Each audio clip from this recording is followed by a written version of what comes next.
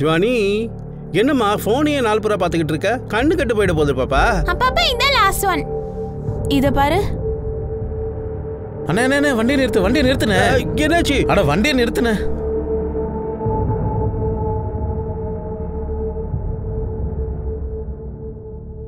அண்ணா வானே பானிபூரி சாப்பிடலாம். அட வேற ஏதாவது சாப்பிடலாம்ப்பா. டெய்லி அதிகம் சாப்பிட்டா அசிடிட்டி வரும். அதெல்லாம் ஒண்ணும் இல்ல. ஒன்னு சாப்பிட்டா ஒண்ணும் ஆகாது. சரியா? ப்ளீஸ்ண்ணே வானே. நீ வேறடா. சரி வா. சரி வா போலாம். நீங்க வேணா போங்க, நான் வரல. தோனி வாமா, நீங்க சாப்பிடுங்கம்மா. தோனி அப்புறம் ஃபீல் பண்ணக்கூடாது. பக்கா. அப்ப சரி, நான் உனக்காக சாட் வாங்கிட்டு வரேன். அது சாப்பிடுறியா? ஓகே. சரி.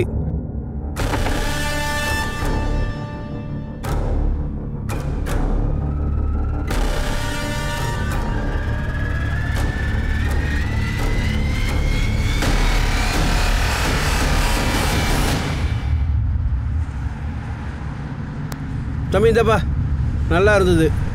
என்ன இருந்தாலும் இந்த பானிபூரி தான் டாப் டிஷ் இல்லை? இது குழந்தைக்கு ரொம்ப பிடிக்கும் பாரு. இது அவளோட ஃபேவரட். தோனி எங்க போயிட்டா?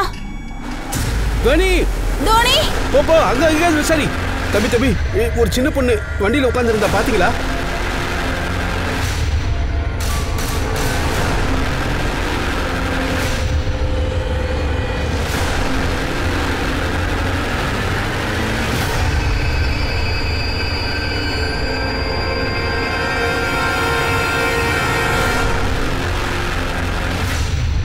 வணக்கம் நண்பர்களே, நான் தான் அனுப் சோனி, உங்களுடைய கிரைம் பேட்ரோலுக்கான பிளாக் ஹெட்லைன்ஸோட ஹோஸ்ட். நான் உங்க எல்லாரையும் வரவேற்கிறேன்.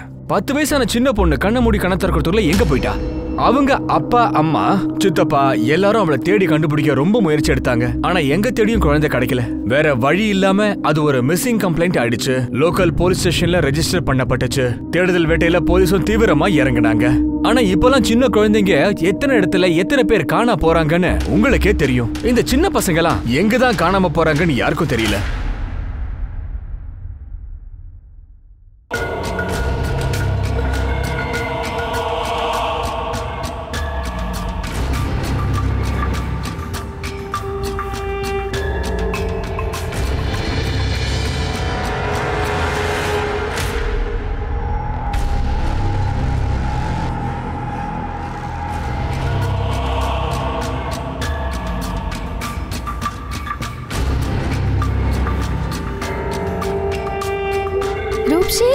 நீ இன்னுமா ரெடி ஆகல? நீ ஸ்கூல் போக வேண்டாமா? நான் வரல. எனக்கு ஸ்கூலுக்கு வரவே பிடிக்கல. வாய் மூடு. என்ன பண்ற? சீக்கிரம் வா, பேக் பிடி. எங்க நின்னா இப்படிதான் லிப்ஸ்டிக் போட்டுட்டே இருப்ப. வா. அக்கா சோனா, இங்க பாரு, இவங்க தான் நம்மளோட அம்மா. அப்புறம் ரூப்ஸ்ரீயோட அக்கா இருக்கால அர்ச்சனா, அது மாதிரி நான் தான் உனக்கு அக்கா. சரியா? அழகா உள்ள கூட்டிட்டு போ. சரி போடி. ஹே லக்ஷ்மி, என்ன பண்ற நீ? ஒரு பறவைக்கு சிறகு உடைஞ்சு போச்சு, இன்னொரு பறவை பறக்க துடிக்குது. எப்படி நீ தொழில் பண்ணுவ? அப்புறம் இது கஸ்டமர் வர நேரமாச்சே. நீ போய் உன் வேலைய பாரு. நீ எப்படி போனி பண்றன்னு பாக்குற. என்கிட்ட என்னோட அஞ்சனா இருக்கா, நிறைய பணம் சம்பாதிக்கிறா. புரிஞ்சுதா? எங்க கிட்ட இருக்கால தாசிகளோட ராணி, என்னோட ரூப்ஸ்ரீ. இந்த வருஷம் இவ்வளவுதான் நான் சமர்ப்பணம் பண்றேன். இங்க வாமா, உனக்கு ஒரு கருப்பு மச்சம் வைக்கிறேன். பக்கத்து வீட்டுக்காரங்க கண்ணு பற்றக்கூடாதுல்ல. அஞ்சனா உள்ள போ. எங்க கிட்ட எல்லாம் பேசவே கூடாது. போ. சரி நீங்க போங்க. அஞ்சனா, இன்னைக்கு நீ ரெடி ஆயிட்டியா இல்லையா? கஸ்டமர் ஏற்கனவே வந்தாச்சு. பங்களால மலையேறி இறங்கினதுக்கு அப்புறம் ராத்திரி வருவான், தாசியோட விளையாட வருவான். சரி, இன்னையோட 10 நாள் ஆச்சு. என் பொண்ணை பத்தி ஏதாவது தெரிஞ்சுதா? உங்க பொண்ணை தேடி கண்டுபிடிக்க முயற்சி பண்ணிக்கிட்டு தான் இருக்கோம். போட்டோவையும் சர்க்குலேட் பண்ணிட்டோம், எல்லா இன்ஃபார்மர்ஸையும் ஆக்டிவேட் பண்ணிட்டோம். உங்க பொண்ணு கூடிய சீக்கிரமே கிடைச்சிருவா.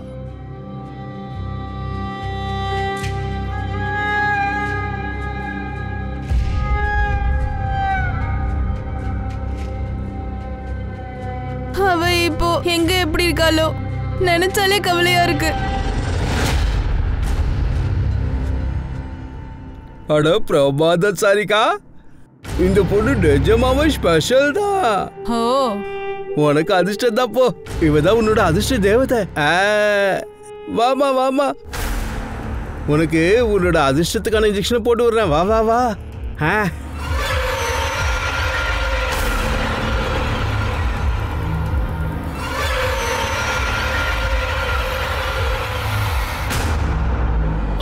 ஏய், என்ன இல்லன்னு கத்துற? அந்த ரூப்ஸ்ரீ அந்த இன்ஜெக்ஷனை எடுத்துக்கிட்டு பொம்பளை ஆயிட்டா. ஆனா இவ என்னடானா, இவ உடம்பு கொஞ்சம் கூட மாறவே இல்ல. இருடி. ஏய் உன்ன, ஏய் வெளிய வாடி. வெளிய வா, வெளிய வான்னு சொல்றல. என்ன கோவப்படுத்தாத, முதல்ல வெளிய வா. அட என்னம்மா, நீ காலையில தானே அவளுக்கு இன்ஜெக்ஷன் போட்ட. இப்படி சும்மா சும்மா போட்டுட்டே இருந்தனா அப்புறம் அவ செத்துருவா. ஏச்சி வாய மூடு. செத்தா சாகட்டும். நீ இங்க என்னடி பண்ணிட்டு இருக்க? போய் உன் வேலையை பாருடி, இல்லன்னா உன்னை கொன்னு போட்டுருவேன். நீ வா, வாடி. சித்தி, அப்படிலாம் கட்டாயப்படுத்தாதீங்க. அவளுக்கு தொழில கத்து கொடுங்க. ஹர்ஷு, ஏய் செல்லம், நீ எங்க போயிட்ட? நான் இங்க தான் இருந்தேன்ப்பா. ஏய் தள்ளி போடி. ஏங்க வா. என்னடா, ஓசிக்கெல்லாம் இங்க எவ்வளவு அனுபவிக்க முடியாது, புரியுதா? கஸ்டமரை கொண்டு வந்திருக்கேன் சித்தி. அட முதல்லயே சொல்ல வேண்டியதானே. உள்ள வாங்கண்ணே. இவர உள்ள கூட்டிட்டு போ. போங்க சார். வாங்க சார். வாடியே ராஜகுமாரி, வா வா வா. அட சார், எல்லாரும் இங்க பாருங்க பாருங்க, இங்க பாருங்க, இங்க பாருங்க. எங்களோட ராஜகுமாரி ரெடி ஆயிட்டா, பாருங்க. இங்க பாருங்க, சும்மா சக்கா சக்குன்னு ரெடி ஆயிட்டால. தாசி சுகம் கொடுக்க தயாராயிட்டா.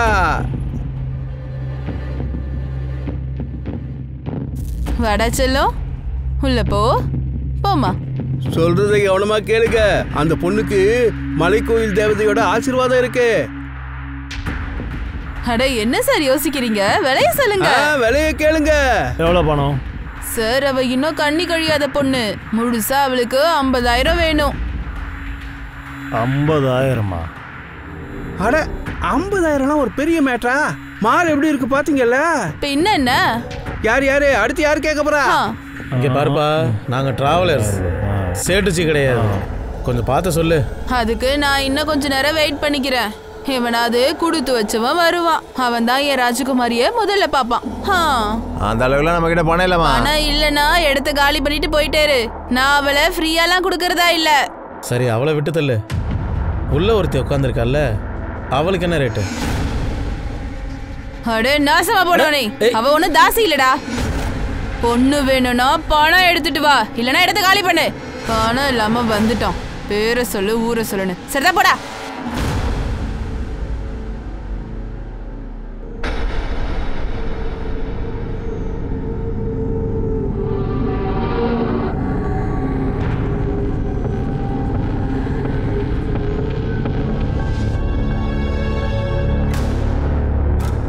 இங்க என்ன நடக்குதுன்னே தெரியாம இத பார்த்து எல்லாருமே ரொம்ப அதிர்ச்சியா இருப்பீங்கல்ல. ஆனா இந்த ஊரே ஒரு டூரிஸ்ட் பிளேஸ். இந்த மாதிரி தான் இங்க ரொம்ப வருஷமா நடந்துகிட்டு இருக்கு. சுத்தி பார்க்க ஜனங்க நிறைய பேர் வருவாங்க. ஈவினிங் பொழுது சாஞ்ச உடனே பாலியல் தொழில் அமோகமா நடக்கும். இந்த மாதிரி பொண்ணுங்களுக்கு பேர் என்னன்னு உங்களுக்கே தெரியும் இல்ல? சுகத்துக்காக பணத்தை இங்க அள்ளி கொட்டுவாங்க. பழங்காலத்துல இப்படிப்பட்ட தாசிகளை மரியாதையா பார்த்து தட்சணை கொடுக்கிற காலெல்லாம் போயிடுச்சு. காலம் மாற மாற மக்களுடைய வாழ்க்கை முறைகளும் மாறிடுச்சு. இந்த சமுதாயம் தன்னுடைய தேவைகளை பூர்த்தி பண்ணிக்கிறதுக்காக தாசி என்கிற பேர்ல உடல் வியாபாரம், பாலியல் தொழில கொடிகட்டி பறக்குறாங்க. ஆனா இங்க இந்த பெயர்ல இந்த குற்றங்கள் மட்டும்தான் நடக்குதா, இல்ல இந்த குற்ற செயல்களுக்கு பின்னாடி வேற ஏதாவது பின்னணி இருக்கா?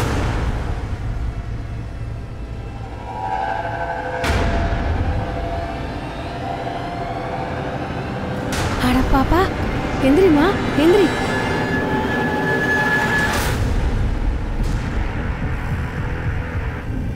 யாரு என்னன்னே தெரியல. காலையில இருந்து இங்கதான் படுத்திருக்கா.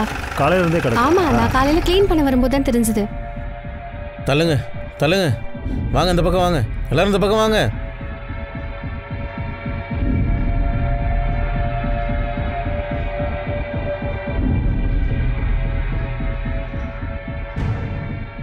யாருப்பா முதல்ல இந்த குழந்தைய பார்த்தது? சார், நான் தான் பார்த்தேன். இந்த பொண்ணு இந்த இடத்த சேர்ந்தவ இல்லை. நான் எல்லார்கிட்டயுமே கேட்டேன், யாருக்குமே இந்த பொண்ணு அடையாளம் தெரியல. சார், குழந்தையோட முகத்தை வச்சு பார்க்கும்போது பெரிய வீட்டு பொண்ணு மாதிரி தெரியுது. இங்கே பக்கத்தில் பஸ் ஸ்டாப் வேற இருக்கு. இப்படி இருக்கும்போது எப்படி சார் நடந்தது? யாரோ குழந்தைய கொண்டுட்டு இங்கே ரோட்டில் போட்டு போயிருக்காங்கன்னு நினைக்கிறேன். கூலாக நடந்து போயிருக்கான். ஆனால் சார், இந்த மாதிரி பொண்ணை பற்றின கம்ப்ளைண்ட் எதுவும் இது வரைக்கும் நம்ம ஸ்டேஷனுக்கு வரல சார். ஒருவேளை வேறு ஏதாவது போலீஸ் ஸ்டேஷனுக்கு போயிருக்கான்னு விசாரிக்கிறேன் சார்.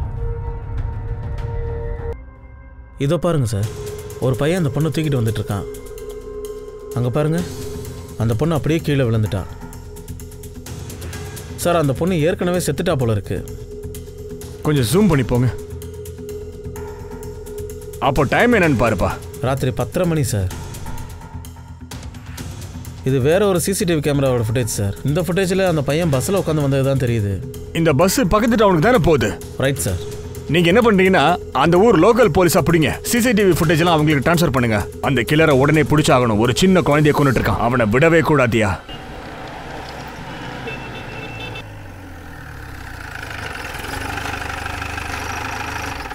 அந்த வீட்ல இருந்து அந்த பொண்ணை பத்தி விஷயங்கள் தெரிஞ்சுதா? எதுவும் தெரியல சார்.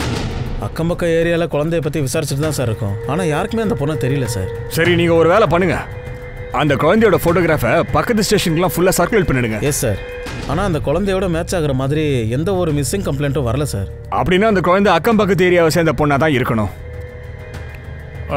நீங்க ஒரு வேலை பண்ணுங்க, மகாராஷ்டிரா போலீஸோட வெப்சைட்டை பாருங்க. என்ன மிஸ்ஸிங் செக்ஷன்ல ப்ரொஃபைலை ஃபுல்லாக அப்லோட் பண்ணுங்க. சார் இது அந்த குழந்தையோட போஸ்ட்மார்ட்டம் ரிப்போர்ட். 10 வயசு பொண்ணு ரேப் பண்ணிருக்காங்களா? சார் நான் போஸ்ட்மார்ட்டம் பண்ண டாக்டர் கூட தான் இருந்தேன். அவர் என்ன சொன்னாருன்னா ஒரு தடவை இல்ல பல தடவை ரேப் பண்ணிருக்காங்க. அப்புறம் இன்டர்வியூனும் நடந்திருக்கு. என்னம்மா இது? அது மட்டும் இல்லாம மரணத்துக்கு காரணம் ரேப்போட trauma, blood loss, injection overdose வேற போட்டிருக்காங்க. சார் இதில் இன்னொரு விஷயத்தையும் மென்ஷன் பண்ணியிருக்காங்க. அந்த குழந்தையோட மரணம் 9லேருந்து 12க்குள்ளே நடந்திருக்கு. ஆனால் குழந்தையோட பாடி நமக்கு அடுத்த நாள் தான் கிடச்சிருக்கு. அதோட அந்த பையன் அந்த குழந்தையோட பாடியை கடைக்கு பின்னாடி வந்து போட்டான்ல. ஆனா மிருகங்களுக்கு போடுற அந்த ஹார்மோன் இன்ஜெக்ஷனை இந்த குழந்தைக்கு யாரு எதுக்காக போட்டிருக்காங்க? சார் எனக்கு என்னமோ இந்த பிரச்சனை தாசி காலனியோட சம்மந்தப்பட்டதாக இருக்கும்னு நினைக்கிறேன். பாலியல் தொழில் பண்றவங்க இருக்கிற இடமா சார்? அவங்க தான் இந்த வயசுக்கு வராத பொண்ணுங்களுக்கெல்லாம் ஹார்மோன் இன்ஜெக்ஷன் கொடுத்து பாலியல் தொழிலை இறக்கி விட்டுருவாங்க சார். என்ன ஓப்பனா நடக்குதா? நமக்கு தெரியும், ஆனா ஒன்றும் பண்ண முடியல சார். போலீஸ் பல தடவை ஆக்ஷன் எடுக்க ட்ரை பண்ணாங்க சார். நம்மளும் பல தடவை ட்ரை பண்ணியிருக்கோம் சார். ஆனால் ஒவ்வொரு தடவையும் மேலே இடத்துலேருந்து ப்ரெஷர் வந்துடுது. இது பெரிய ஆளுங்களோட விஷயம் சார். கடைசியில் என்ன ஆச்சு? இப்போ நம்ம தான் கண் கூட பாக்குறோமே, 10 வயசு சின்ன பொண்ணை ரேப் பண்ணிருக்காங்க, கொண்டு போட்டிருக்கானுங்க. அதுவும் நம்ம ஜூரிஸ்டிக்ஷன்ல. இதுக்கு யாரு பொறுப்பு? நம்ம தானே. அந்த காலனிக்கான சர்ச் வாரண்ட் உடனே ரெடி பண்ணுங்க. யார் வீட்ல இருந்து அந்த சிரஞ்சு கிடைச்சதோ கண்டிப்பா அவன் தான் கொலைகாரனா இருப்பான்.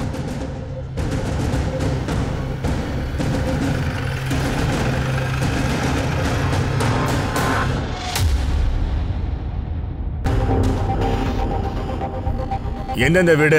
சார் இந்த ஏரியாவில் 2 வீடு இருக்குது. வீட்டுக்கு வெளியில் பொம்மையை கட்டி தொங்க விட்டுருப்பாங்க சார். அது அந்த வீட்டுக்கான அடையாளம் சார், பாலியல் தொழிலுக்கானது. இன்னும் 2 வீடு பின்னாடி தெருவில் இருக்குது. இதோ இந்த வீடு ஒன்று சார், திறந்தா சார் இருக்கு. நீங்க இந்த பக்கம் போய் பாருங்க, வாங்க. என்ன என்ன என்ன பண்றீங்க? இங்க பாருங்க சார், போலீஸ்க்கு புதுசா வந்திருக்கீங்களா என்ன? யூனிஃபார்ம் போட்ட யாரும் இங்க வரக்கூடாது. முதல்ல இங்க இருந்து கிளம்புங்க. இங்க பாருங்க, எங்க கிட்ட சர்ச் வாரண்ட் இருக்கு. இந்த வாரண்ட் கீரண்ட் எல்லாம் எங்களுக்கு தெரியாது. கிளம்புங்க முதல்ல. இங்க என்ன நடக்குதுன்னு எங்களுக்கு தெரியும். சின்ன குழந்தைங்களை வச்சு பாலியல் தொழில் பண்ணிட்டு இருக்கீங்க.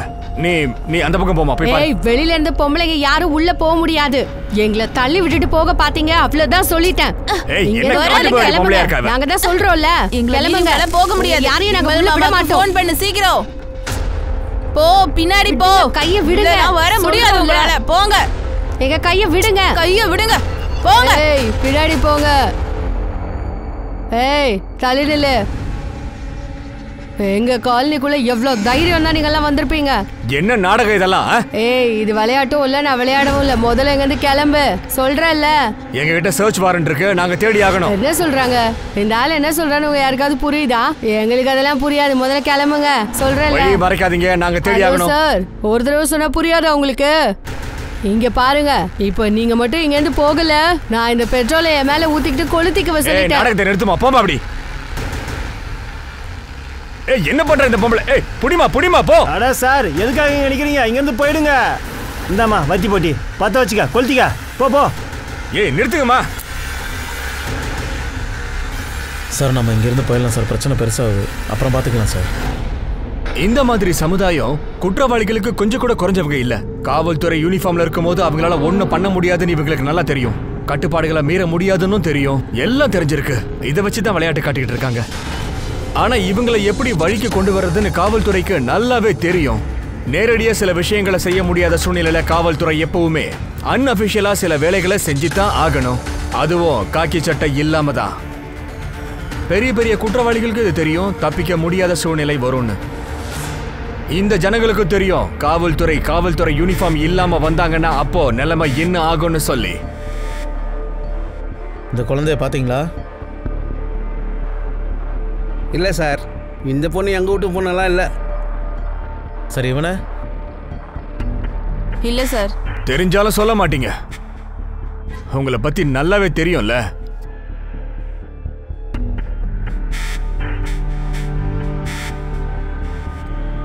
இந்த 3 குழந்தைகளுக்கும் நீங்க இன்ஜெக்ஷன் போடுறீங்கல்ல? அட என்ன சார் நீங்க ஏன் இப்படிலாம் பேசுறீங்க? அவ எங்க வீட்டு பொண்ணு, அவளுக்கு போய் போடுவோமா?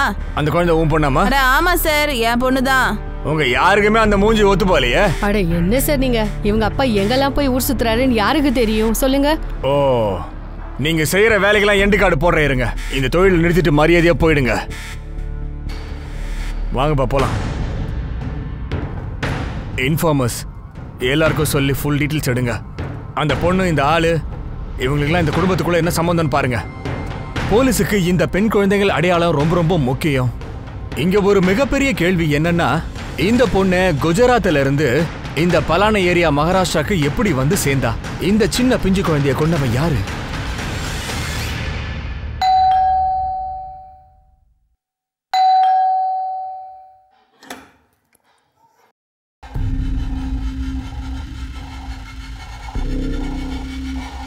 இப்போ என்ன? அப்போ உனக்கு ஆனந்தே தெரியாது.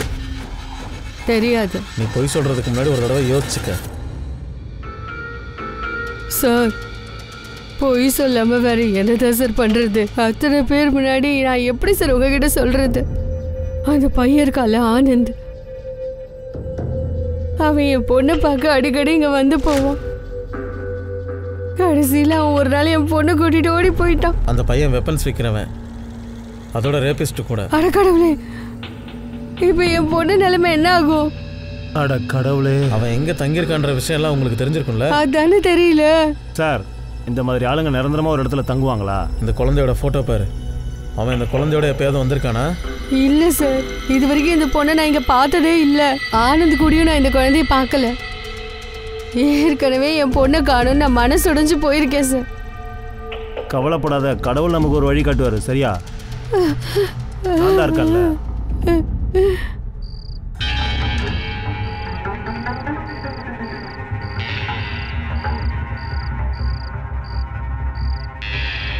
சரி வா, இன்னைக்கு இவ்வளோதான். நாளைக்கு இன்னும் பணம் எடுத்துட்டு வா, நான் காட்டுறேன். இன்னும் கொஞ்ச நேரம் காட்டு. எல்லாத்தையும் பார்க்க போறியா? நாளைக்கு எதை பார்ப்ப? நாளைக்கு காட்டுறேன் போ.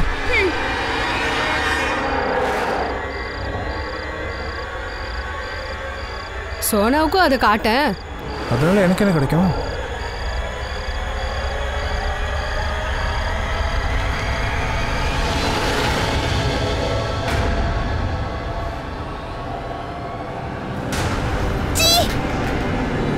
நீ என்ன காரியம் பண்ண?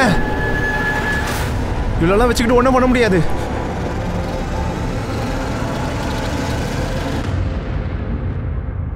சொல்லு மாத்திரே. ஓகே, நான் கான்ஸ்டபிள் அனுப்புகிறேன், நீ ஹேண்ட் ஓவர் பண்ணிவிடு. ஓகே, நான் செக் பண்ணிக்கிறேன். சார், டோலாப்பூரில் ஆனந்த் இருக்கிற இடம் தெரிஞ்சு போச்சு சார். அவன் கூட இன்னொரு பொண்ணு இருக்கா சார். சார், அந்த பொண்ணு ஹேமாவோட பொண்ணு. சார், சார்,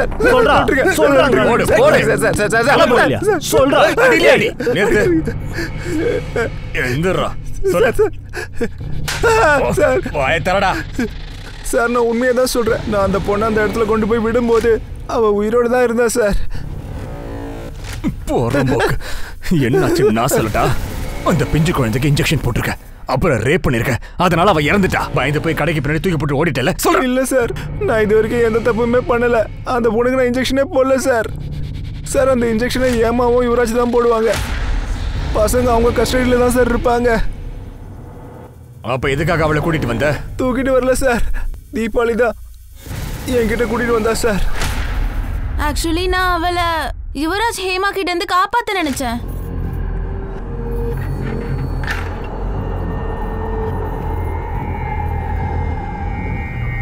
அக்கா, என்ன காப்பாத்துங்க ப்ளீஸ், காப்பாத்துங்க அக்கா. பாப்பா எந்திரி.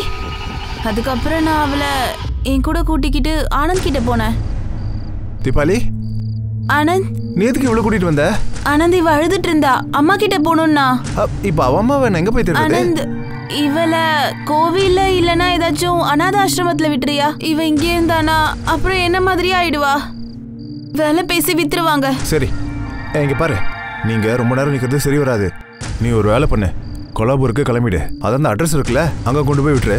ஓகேவா? Okay sir. இதெல்லாம் நீ சொல்றதுதான். நீ தைரியமா சொல்ல வேண்டியது தானே, விக்கிறதுக்காக அவளை தூக்கிட்டு வந்துட்டேன்னு. சார் நான் தீபாவளி கூட எங்கேயாவது ஓடி போயிடலாம்னு நினைச்சிட்டு இருந்தேன். தீபாவளி ஒரு வேளை குழந்தை விற்கிறதுக்கு பிளான் பண்ணிட்டு இருக்காளா இல்லையான்னு எனக்கு தெரியாது. இல்ல இல்ல இல்ல, எனக்கு தோனியை விக்கலாம் பிளான் கிடையவே கிடையாது. கண்டிப்பா அந்த மாதிரி அந்த ஆனந்தா செஞ்சிருப்பா. அதனாலதான் அவன் முதல்ல என்ன கொல்லாப்பூருக்கு அனுப்புனா. சார் நான் அந்த குழந்தைய விற்கவும் இல்லை, இன்ஜெக்ஷன் போடவும் இல்லை, அந்த பொண்ணை நான் ரேப் பண்ணவும் இல்லை சார். நான் உண்மையை தான் சொல்றேன், தயவு செஞ்சு நம்புங்க சார். தீபாவளியோட மனசுல என்ன இருந்துச்சுன்னு எனக்கு சத்தியமா தெரியாது. தீபாவளியை கூப்பிடுறா. என்னடா சொன்ன? என்ன சொன்ன? அந்த குழந்தையை நான் விக்க போறேன்னு சொன்னியா? நீ என்னடா பண்ண? நான் என்ன சொன்னேன்? சொல்லுடா. விடுன்றல. நான் எதுவும் பண்ணல. சொல்றதுக்கு அம்மா அப்பாக்கு ஃபோன் பண்ணுங்க. ஹேமாவி யுவராஜை வர சொல்லுங்க. உண்மை எதுன்னு அப்ப தெரியும். அவங்க ஒண்ணு அம்மா அப்பா இல்ல. இல்லையா? எனக்கு 10 வயசா இருக்கும்போது அவங்க என்ன வாங்கிட்டு வந்தாங்க. அந்த தோனியை வாங்கின மாதிரி. அவங்க சும்மா மத்தவங்க முன்னாடி எனக்கு அம்மா அப்பான்னு சொல்லி ஏமாத்திக்கிட்டு இருக்காங்க. யார்கிட்ட இருந்து வாங்கிட்டு வந்தாங்க? சார் அது வந்து ஏமாவும் யுவராஜ் தான் உங்களுக்கு சொல்ல முடியும். சார் சார் எங்களை மன்னிச்சிடுங்க சார், நாங்க உங்ககிட்ட போய் சொல்லிட்டோம். அது என்னன்னா, பயணிகள் வந்து போகும்போது தேவதாஸ் வீட்லேருந்து பலாத்கார் இல்லைன்னா யாராவது செத்துட்டாங்கன்னா அது நல்ல விஷயம் இல்லை, அது எங்க தொழிலை ரொம்ப பாதிக்கும் சார். அதனால தான். துவனியை எங்க இருந்து வாங்கிட்டு வந்த? சார் நாங்கள் பக்கத்தில் ஸ்டேட் இருக்குல்ல, அங்கேருந்து தான் டாக்குமெண்ட்ஸ்லாம் கூட வச்சுருக்கோம்.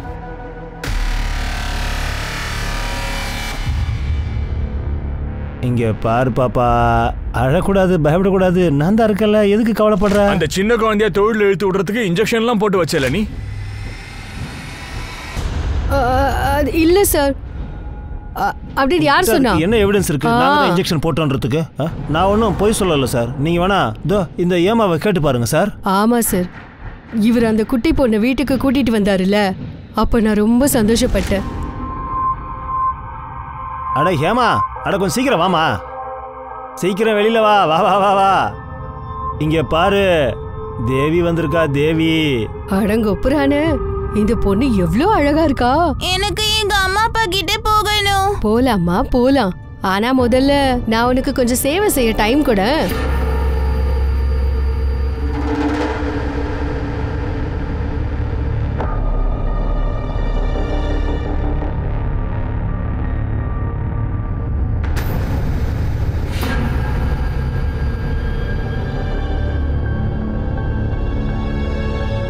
கொஞ்ச நேரத்துக்கு அப்புறம் நான் அவளை குளிக்க கூட்டிட்டு போனேன். அப்புறம் நான் அவ தலையில தண்ணி ஊத்தும் போது எனக்கு ஒரே அதிர்ச்சி ஆயிடுச்சு சார். அவளை ஏற்கனவே யாரோ ஏதோ பண்ணிட்டாங்க போல இருக்கு. நீ சொல்றதை எப்படி நாங்க நம்புறது? சார், தேவி மாதா மேல சத்தியம் பண்ணி சொல்றேன் சார். குழந்தைய தத்தெடுத்துட்டு வந்தியா இல்ல திருடிட்டு வந்தியா? இல்லங்க, இல்ல சார், இல்ல, நாங்க அவளை தத்து தான் எடுத்தோம். ஆமா சார். யார்கிட்ட இருந்து? அது சொல்லியா?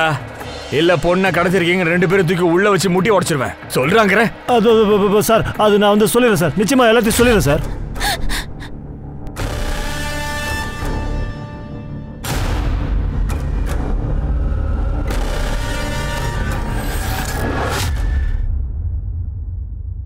சார் இவன் Mansukh Patel sir. 7 state police இவனை தான் தேடிட்டு இருக்காங்க சார். சார் முக்கியமாக விமன் ரேப்பிங், சைல்டு ரேப்பிங், இது எல்லாத்துலேயும் இவன் இன்வால்வ் இருக்கான் சார். அப்போ இவன் வெறும் கைகூலி தான்.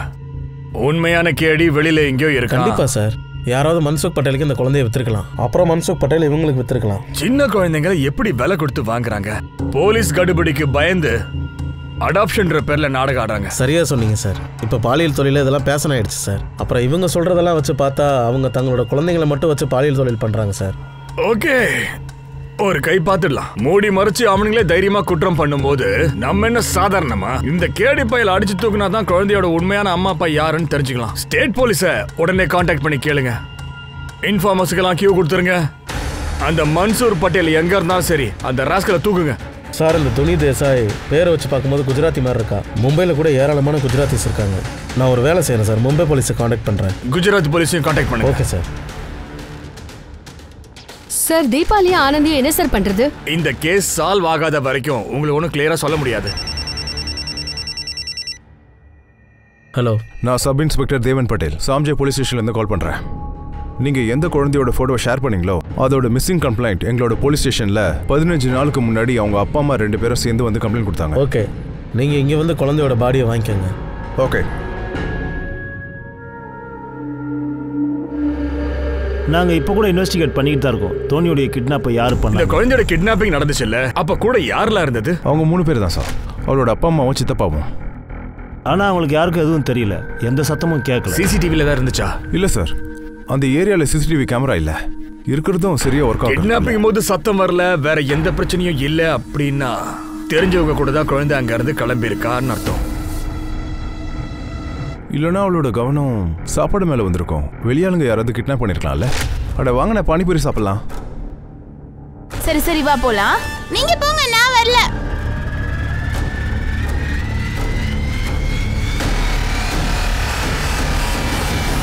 தோனி தோனி எங்க போயிட்டா? யார் தோனியை கிட்னாப் பண்ணாங்களோ அவங்களுக்கு கண்டிப்பாக தெரிஞ்சிருக்கும் தோனி மன்சுக் பட்டேல்கிட்ட எப்படி போனான்னு. நாங்கள் லோக்கல் கிட்னாப்பர்ஸை ரவுண்ட் அப் பண்ணிட்டோம், ஆனால் அங்கேருந்து எந்த லீடும் கிடைக்கல. தோனி மன்சூர் பட்டேல்கிட்ட போய் சேர்ந்துட்டாங்கிற தகவல் மட்டும் கிடைச்சிது. ஆனால் மன்சூர் பட்டேல் எஸ்கேப் ஆயிட்டான். அந்த குழந்தை ஃபேமிலியில வேற யாரெல்லாம் இருக்காங்க சார்? அவங்க ஃபேமிலி கொஞ்சம் பெரிய ஃபேமிலி சார். இந்த ஃபேமிலி மெம்பர்ஸ் ரிலேட்டிவ் எல்லாரையும் ஃபாலோ பண்ணுங்க. இந்த வேலையை நிச்சயமா உள்ள இருக்கிற எவனோ ஒருத்தன் தான் பண்ணி. இன்னொரு முக்கியமான விஷயம் இருக்கு சார். இந்த பராக் தேசியா சோனலுடைய செகண்ட் ஹஸ்பண்ட், தோனிக்கு ஸ்டெப் ஃபாதர். என்ன குழந்தையோட அப்பா நல்ல அப்பா மாதிரி ஒருவேளை ஆக்ட் பண்ணிருக்காரோ? அவரே பொண்ணை வித்துட்டாரா? பொண்ணுடைய டெட் பாடி இறுதியா கிடைச்சது. ஆனா கொலை பண்ணது யாருன்னு கடைசி வரைக்கும் டிபார்ட்மெண்டால கண்டுபிடிக்கவே முடியலங்கிறது உண்மை. மன்சூர் பட்டேல் கிட்ட அவ எப்படி போய் சேர்ந்தா? மகாராஷ்டிரா போலீஸ் ரொம்ப தீவிரமா இவனை தேடிக்கிட்டு இருந்தாங்க. மன்சூர் பட்டேல் சின்ன பிள்ளைங்களை இந்த மாதிரி பண்ணதுக்கான தண்டனை அவனுக்கு கண்டிப்பா ஒரு நாள் கிடைக்கும். காவல்துறைக்கு அதிர்ச்சி மேல அதிர்ச்சி வந்துகிட்டு இருக்கு. இது பிளாக் ஹெட்லைன்ஸ் ஆயிடுச்சு.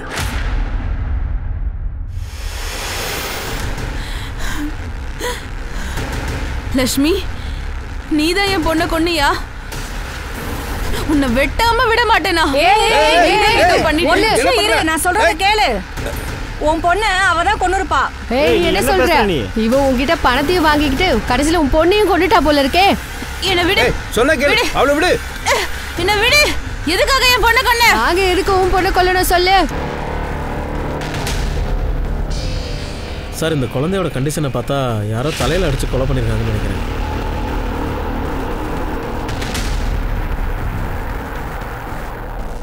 அங்க பாருப்பா, ரத்தமா இருக்குல்ல, நிறைய இருக்கே. என்ன இதெல்லாம்? கல்ல காணுமே. ரொம்ப கொடுமையா அடிச்சு கொண்டு இருக்கானுங்க. கொன்னுட்டு கல்லை தூக்கி எங்கேயோ போட்டுட்டான். கல்லை காணும் இப்போ. சார், ஒருவேளை அந்த கல்லை இங்கே எங்கேயோ தான் போட்டிருக்கணும் சார். நம்ம தேடி பார்க்கலாம் சார். பாடியை பத்தின கிரைம் ரிப்போர்ட் ரெடி பண்ணுங்க. போஸ்ட்மார்ட்டம் கணிச்சிருங்க. எல்லாரையும் தனித்தனியா கூப்பிட்டு விசாரிக்கணும். என்ன? Okay sir. சார், அந்த லட்சுமியும் ஹேமாவும் என் பொண்ணை விலைக்கு வாங்க வந்தாங்க. ஆனா நான் அவளை விற்க விரும்பல சார். கண்டிப்பா விற்க விரும்பல. அவங்களுக்கு என் பொண்ணு மேல போறாம எனக்கே தெரியாம அவளை கொன்னுட்டாங்க. சார், நாங்க எதுக்கு சார் ரூபஸ்ரீயை கொல்லணும்? நான் தான் அவளுக்கு 1.5 லட்சம் ரூபாய் கொடுத்தேன் ரூபஸ்ரீயை வாங்கிட்டு வர்றதுக்கு. ஷாரிகா தான் அவளை கொன்னு இருக்கணும் சார். இப்ப ஏதோ நாடகம் ஆடிட்டு இருக்கா. ஏங்க சொல்லுங்க. என்ன தேவையில்லாம எங்க மேல பழிய போட பாக்குறா சார்? நான் உண்மையை தாங்க சொல்றேன். கண்டிப்பா ஹேமா தான் கொண்டிருக்கா. அவ கொடுத்த 1.5 லட்சம் ரூபாய் திருப்பி கேட்டிருப்பா. எங்க இந்த பொண்ணை கொண்டு வந்துட்டா மொத்தமா டென்ஷன் தீர்ந்து போச்சுல. இதுல எல்லாருமே தான் ஏன் குற்றவாளிங்க. ஆனா அவங்களுக்கே அது தெரியல. முதல் விஷயம் என்னன்னா, இந்த குழந்தைய யாரு கொன்னாங்க, எதுக்காக கொன்னாங்க? துவனியோட மர்டருக்கும் இந்த மர்டருக்கும் ஏதாவது கனெக்ஷன் இருக்கான்னு பாருங்க. சார், நான் எல்லா ஸ்டேட் போலீஸோடையும் கான்டாக்டில் இருக்கேன். ஆனால் இன்னும் அந்த மன்சுக் பற்றி எந்த தகவலும் இல்லை சார். ஒரு தடவை மன்சுக் பட்டேல் இருக்கிற இடம் தெரிஞ்சிருச்சுன்னா தோனியோட கிட்னாப்பிங் மர்டர் அப்புறம் இந்த கேசஸ் எல்லாம் ஈஸியாக சால்வ் ஆகிடும் சார். அந்த லேடிக்கு இன்னொரு பொண்ணு இருக்கால்ல? ஆமாம் சார், அவள் பேர் அர்ச்சனா சார். ஓ அப்படியா? அந்த பொண்ணு இந்த பொண்ணை விட பெரியவ தானே. ஆனா அந்த பொண்ணை பத்தி எதுக்காக யாருமே பேசாம இருக்காங்க? பெரிய வியாபாரம்லாம் அங்க போயிட்டு இருக்கு. ஆனா இந்த பொண்ணை வச்சு எதுவும் பண்ணவே இல்லையே. அதான் ஏன்? யோசிக்க வேண்டிய விஷயம் தான் சார். நீங்க ஒண்ணு பண்றீங்களா? ரூபஸ்ரீயை எந்த டாக்டர் போஸ்ட்மார்ட்டம் பண்ணாரோ அவர்கிட்ட இன்னும் நோண்டி விசாரிங்க. அண்ட் இந்த ஃபேமிலிஸ் கிட்ட வேற பொண்ணுங்களை பத்தி டீடைல்ஸ் கேதர் பண்ணுங்க. அப்புறம் இந்த ரூபஸ்ரீயை பத்தி ஏதாவது விஷயம் தெரியுதான்னு பாருங்க. Right sir. பாடியை போஸ்ட்மார்ட்டம் அனுப்பிடுங்க. அப்புறம் 3 பொண்ணுங்க டீடைல்ஸும் என்னன்னு பாருங்க. Okay sir.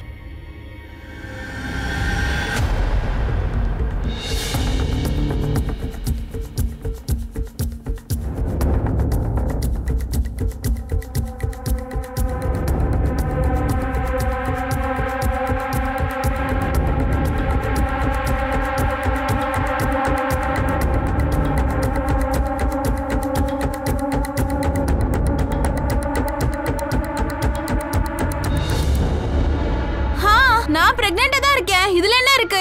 இதுல பிரச்சனை என்னன்னா அவ உங்களுடைய முதல் கல்யாணத்துல பிறந்த பொண்ணு. இப்போ உங்களுக்கு 2வது கல்யாணத்துல குழந்தை பிறக்க போகுது. ஒருவேளை உங்க ஹஸ்பண்டோட குணத்துல ஏதாவது மாற்றங்கள் ஏற்பட்டிருக்கலாம்ல, இல்லைன்னா துனி அவருக்கு ஒரு ப்ராப்ளமா தெரிஞ்சிருக்கலாம்ல.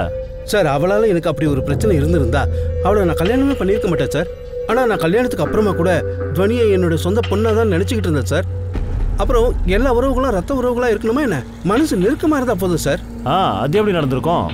திடீர்னு ஒரு பொண்ணு காணாம போயிட்டா, அதுவும் உங்க 3 பேருக்கு முன்னாடி. இப்போ எதுவும் தெரியாதுங்கிறீங்க. எனக்கு என்னமோ உங்க 2 பேருக்குமே இதுல சம்பந்தம் இருக்குன்னு தான் தோணுது. Enough inspector. என்கொயரின்ற பேர்ல நீங்க எது வேணாலும் பேசலாமா? உங்களுக்கு அது எவ்வளவு கஷ்டமா இருந்தாலும் சரி, நான் அந்த உண்மையை தேடி கண்டுபிடிக்காத வரைக்கும் உங்களை நான் திரும்ப போலீஸ் ஸ்டேஷனுக்கு வரவழைச்சிக்கிட்டு தான் இருப்பேன். சார் திரும்ப கேட்கறதுனால என்னோட ஸ்டேட்மெண்ட் மாறாது சார். நான் அண்ணனுக்கும் ஹெல்ப் பண்ணல, அன்னைக்கும் ஹெல்ப் பண்ணல சார். நான் 2 பேருக்கூடயும் சேர்ந்து பானிபூரி சாப்பிட்டு இருந்தேன். நான் போய் எப்படி சார் துணியை கிட்னாப் பண்ண முடியும்? இல்லை வேற யாராவது வச்சு பண்ண முடியுமா? சார் அந்த பொண்ணோட போஸ்ட்மார்ட்டம் ரிப்போர்ட் சார். ரூபஸ்ரீக்கும் ஹார்மோன் இன்ஜெக்ஷன் கொடுத்துருக்காங்க, ஆக்சிடாக்சின். இந்த குழந்தைக்கும் 10 வயசு தான் ஆகியிருக்கு. பெரிய தப்பு. இந்த இன்ஜெக்ஷனை சின்ன குழந்தைங்க மேல எத்தனை நாளா இவங்க போட்டுட்டு இருக்காங்கன்னு கண்டுபிடிக்கணும். குழந்தைங்க மனசையும் உடம்பையும் இவங்க சுயநலத்துக்காக பயன்படுத்திக்கிறாங்க. சார் இதுல ஒரு நல்ல விஷயம் இருக்கு. ரூபஸ்ரீ விஷயத்துல எந்த ஒரு செக்ஸுவல் ஆக்டிவிட்டியும் நடக்கல சார். ஒருவேளை மர்டருக்கான காரணம் அதுவே கூட இருக்கலாம்ல. மார்க்கெட்ல லான்ச் பண்றதுக்காக ரெடியா வச்சிருக்காங்க. சார் இதோ அர்ச்சனா அஞ்சனா சோனமோட மெடிக்கல் ரிப்போர்ட். இந்த பொண்ணுக்கு இன்னும் இன்ஜெக்ஷன் கொடுக்கல, ஆனா சோனாக்கு தொடர்ந்து இன்ஜெக்ஷன் போட்டுருக்காங்க. Yes sir. அர்ச்சனாக்கு வயசு 15 சார். அஞ்சனாக்கு வயசு 26 சார். டிஎன்ஏ டெஸ்ட் என்னாச்சு பாத்துட்டீங்களா? Yes sir. டாக்டர் வந்து அர்ச்சனா அப்புறம் ரூபஸ்ரீ கூடவே சோனா அப்புறம் அஞ்சனாவோட டிஎன்ஏ டெஸ்டையும் செக் பண்ணியிருக்காரு.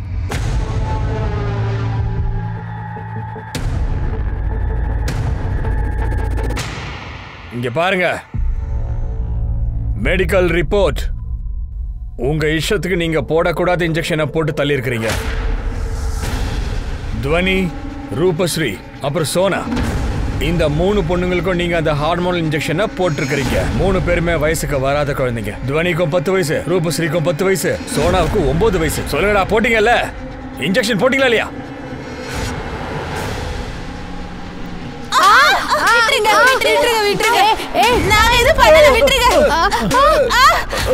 ஆமா நாங்க இன்ஜெக்ஷன் போட்டோம். அப்படி பண்ணலனா நாங்க தினம் எப்படி பொழைக்கிறது, சாப்பிடுறது? அது எங்களோட வழக்கம். குலதெய்வத்துக்கு பிடிக்காத விஷயத்தை யாரும் செய்யக்கூடாது. சாமி வந்து நான் உன் காதல நொட்டுச்சா? குழந்தைங்களுக்கு இன்ஜெக்ஷன் போடு, பலான தொழில எல்லா பிள்ளைகளும் யூஸ் பண்ணுன்னு. சார் நீங்க என்ன சொல்றீங்க சார்? ஏன் நான் பேசுறது புரியல? பொய் சொல்றதுனால எந்த பிரயோஜனமும் இல்ல. Medical report இருக்காங்கிட்ட. ரூபஸ்ரீ உன்னோட குழந்தை இல்ல. அப்புறம் சோனா இன்னொரு பொண்ணு, 2 பேரும் சகோதரிகள் இல்ல. அர்ச்சனா தான் உன்னுடைய ஒரே பொண்ணு. அவளை மட்டும் நீ தொழில ஈடுபடுத்தவே இல்ல. ஆமா சார். ஏன்னா என்ன மாதிரியே அவளும் இந்த பாதாள சாக்கடையில விழுந்து நாசமா போக கூடாதுன்னு நினைச்சேன். அவளுக்கு கல்யாணம் பண்ணணும்னு நினைச்சேன். அவ வேற எங்கேயாவது போய் சந்தோஷமா இருக்கணும்னு நினைச்சேன். அதனாலதான் அவளை தள்ளியே வச்சா இதுக்குள்ள வரக்கூடாதுன்னு. ஆனா ரூபஸ்ரீயே கொன்னுட்டு இருக்க. இல்ல சார், இல்ல சார், நான் அவளை கொல்லவே இல்ல. அவ ஏன் குழந்தை சார். சார் சார் நான் எல்லாரையும் சரிசமமா தான் சார் பார்த்தேன். சார் சார் இந்த ஹேமா அப்புறம் லக்ஷ்மி அவங்க 2 பேரும் என் பொண்ணை பார்த்து பொறாமப்பட்டாங்க சார். வாய மூடுறி. மறுபடியும் உன்னோட கச்சேரி ஆரம்பிச்சிட்டியா நீ? குலதெய்வம் என்னை எரிச்சு கொல்லட்டும். நான் உன் பொண்ணை கொண்டிருந்தா அப்படிதான் நடக்கும். சரி வாய மூடுங்க. எது உண்மை எது பொய்ன்னு தெரியதான் போகுது. அது வரைக்கும் வாய மூடிட்டு இருக்கணும். நீங்க எல்லாருமே குற்றவாளி தானே. குழந்தைங்களை விலை பேசி வாங்கறது, கண்ட இன்ஜெக்ஷனை போடுறது, அதுங்களை வச்சு பாலியல் தொழில் பண்றது, எல்லாத்துக்கும் சேர்த்து ஆப்படிக்கிற இருக்கடி. பெட்ரோல் கேன கூட தரவாடி, தலையில அப்படியே கவுத்திக்கோ. இதெல்லாம் கூட்டு போயா. ஒரு வழியா காவல்துறை பாலியல் தொழில் பண்ற எல்லாரையுமே கூண்டோட கைலாசத்துக்கு அனுப்பிச்சிட்டாங்க. ஆனா காவல்துறை கிட்ட இன்னும் புரியாத புதிர்கள் இருந்துச்சு. முதல்ல அஞ்சனா, சோனா அப்புறம் ரூபஸ்ரீ. இவங்க அடையாளங்களை கண்டுபிடிக்கணும். இவங்க யாரு, எங்க இருந்து வந்தாங்க, இவங்களை குடும்பத்துக்கிட்ட கொண்டு போய் சேர்க்கறது, அண்ட் முக்கியமா ஹார்மோனல் இன்ஜெக்ஷன்ஸை டோட்டலா நிறுத்துறது. கடவுள் பேரை சொல்லி இந்த கேவலமான தொழிலை பண்றத நிப்பாட்ட வைக்கணும்.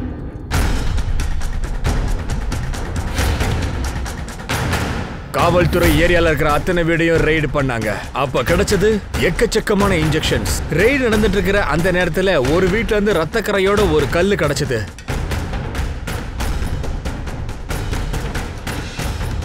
கிடைச்சிருச்சா? ஃபாரன்சிக் அனுப்புங்க.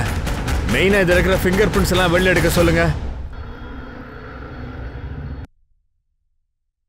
சார், கல்லில் கிடைச்ச பிளட் இருக்குல்ல, அது ரூபஸ்ரீயோட மேட்ச் ஆயிடுச்சு சார். இது அதோட ரிப்போர்ட். அந்த கல்ல நமக்கு தெரிஞ்சவங்க ஃபிங்கர் பிரிண்ட்ஸ் இருக்கா? ஆமாம் சார், மென்ஷன் பண்ணியிருக்காங்க பாருங்க.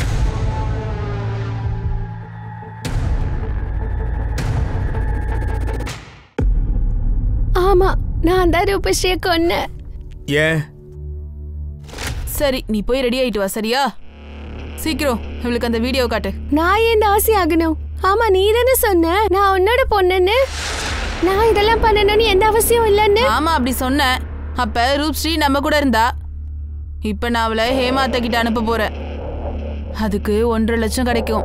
அதுக்கப்புறமா அந்த 1.5 லட்சம் ரூபாய், அப்புறம் நீயும் நிறைய சம்பாதிப்ப. நம்ம பணக்காரங்களாயிடுவோம். சரியா? அப்பவே நான் முடிவு பண்ணிட்டேன். ஒருவேளை அவளை யாரும் விலை கொடுத்து வாங்காம இருந்திருந்தா எனக்கு எந்த கஷ்டமும் இல்லை. ரூப்ஸ்ரீயால என்னோட வாழ்க்கையை நாசமா போச்சு. அதான் நான் அவளை கொன்னுட்டேன். ரூப்ஸ்ரீ, நாளைக்கு நீ போறல்ல, நான் உனக்கு ஒரு கிஃப்ட் தரலான்னு இருக்கேன். கிஃப்ட்? என்னக்கா? எங்க இருக்கு அந்த கிஃப்ட்? எங்க? அந்த கல்லு இப்ப எங்க கிட்டதாமா இருக்கு. இங்க பாருமா, பெரிய குற்றம் பண்ணிட்ட நீ. எல்லாத்துக்கும் நீயும் ஒரு வகையில பொறுப்பா இருந்திருக்க. இந்த சிஸ்டம் இப்படிதான்ப்பா சொல்லுது. ஒருவேளை சமூகத்துல இப்படிலாம் நடக்காம இருந்திருந்தா இன்னைக்கு நீயும் கொலைகாரியா இருந்திருக்க மாட்ட. இந்த சைல்டு டிராபிகிங் உடைய பெரிய விஷயம் இன்னைக்கு ஒரு முடிவுக்கு வந்துடுச்சு. பாலியல் தொழில் இப்ப ரொம்ப பிரபலமாயிடுச்சு. அத காவல்துறை வேரோட அழிக்க முயற்சிகள் பண்ணிக்கிட்டு தான் இருக்காங்க. ஆனா இதுல சில தடங்கல்களும் இருக்கு. பெற்றவங்க மறுபடியும் அவங்கள ஏத்துக்க மாட்டேங்கிறாங்க. இன்னொரு பொண்ணோட அம்மா அப்பா எங்க இருக்காங்கன்னே தெரியல. அவங்கள இன்னும் தேடிக்கிட்டே தான் இருக்காங்க. ஹலோ. சுனில் சார், நானும் எவ்வளவோ தேடி பார்த்தேன், ஆனா எதுவும் கிடைக்கல. இந்த மன்சூர் பட்டேல் இருக்கான்ல, அவன் இருக்கிற இடம் எனக்கு தெரிஞ்சிடுச்சு. நம்ம ஆளுங்க அவனை தூக்கிறதுக்கு ரெடி ஆயிட்டாங்க. எனக்கு நீங்க ஒரு உதவி பண்ணணுமே. யார் இந்த குழந்தைங்களை வித்தாங்களோ அவங்களுக்கு இந்த மன்சூர் பட்டேல் தான் காசு கொடுத்துருப்பான். அந்த குழந்தைங்க ஃபேமிலி, அப்புறம் ஃப்ரெண்ட்ஸ், அவங்க பேங்க் ஸ்டேட்மெண்ட்ஸ்லாம் செக் பண்ணுங்க. யாருடைய அக்கௌண்ட்லயாவது பெரிய அமௌண்ட் டிரான்சாக்ஷன் ஆயிருந்தா அப்படின்னா கண்டிப்பா அவங்க தான் இதுல மெயின் விக்டிமா இருப்பாங்க. ஓகே.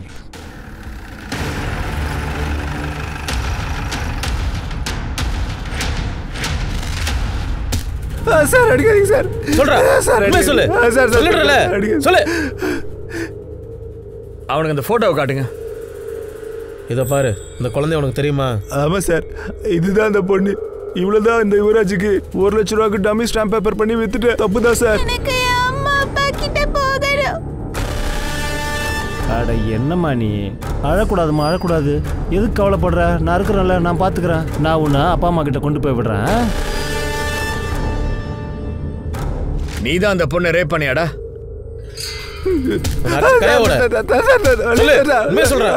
சொல்லிடு. இந்த கேஸ்ல இருந்து நீ தப்பிக்கவே முடியாதுடா.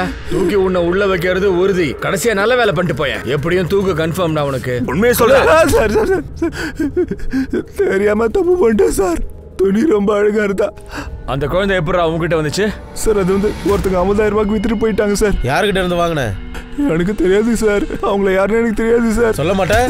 சொல்ல மாட்டேன். சொல்றா. சொல்றே. இப்ப ஞாபகம் வருதா? அந்த குழந்தையோட மாமா கௌரவ்.